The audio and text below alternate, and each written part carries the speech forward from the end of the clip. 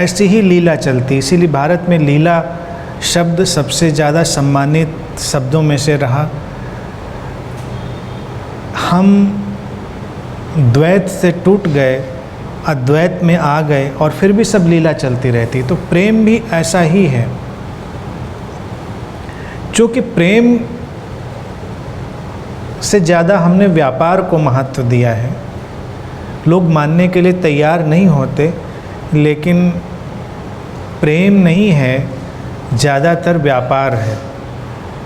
इसीलिए दुनिया के सबसे पुराने व्यापारों में से शरीर का व्यापार है। दुनिया के सारे इतिहास को खंगालेंगे तो ये ज़रूर मिल जाएगा और कुछ ना मिले।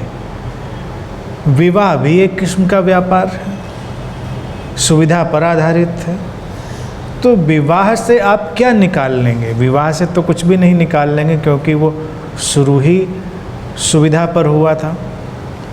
अब वो सुविधा भौतिक भी हो सकती है, शारीरिक भी हो सकती है, परिस्थितिगत और सामाजिक भी हो सकती है। ये विडंबना है। बात तो प्रेम की है। प्रेम साहस के साथ पैदा होता है। प्रेम एक आग है, वो अपने अंदर एक लपट के साथ आता है।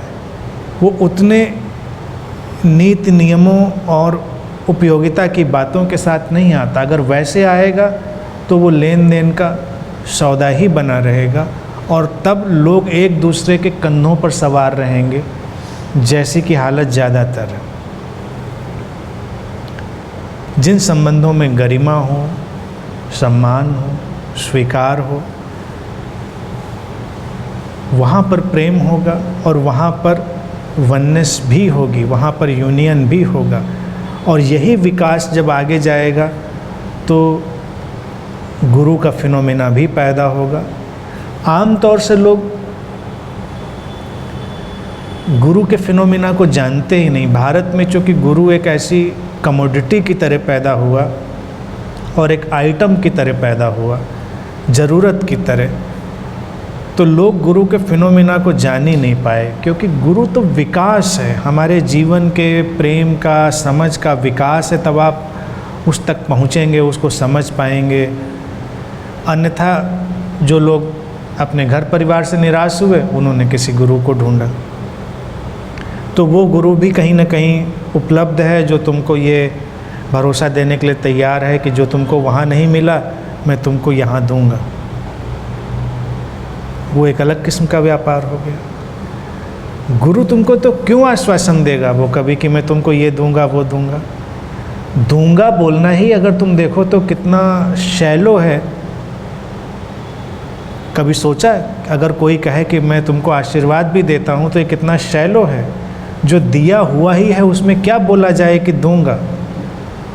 क्या सूरज कभी बोल सकता है कि ठीक है कल सुबह मैं तुमको रोशनी दूंगा? वो तो उगा हुआ है, तुम्हें खिड़की खोलनी है, दरवाज़ा खोलना है, काम तुम्हारा है। वो बोलेगा तो हल्का हो जाएगा कि मैं तुमको रोशनी दूंगा। ऐसे ही जीवन है। जीवन की जो भी विकसित व्यवस्थाएं हैं, उनमें लेन देन नहीं होता। जहाँ लेन देन नहीं है वहीं वननेस है, वहीं एकत्व है, एकात्मता है।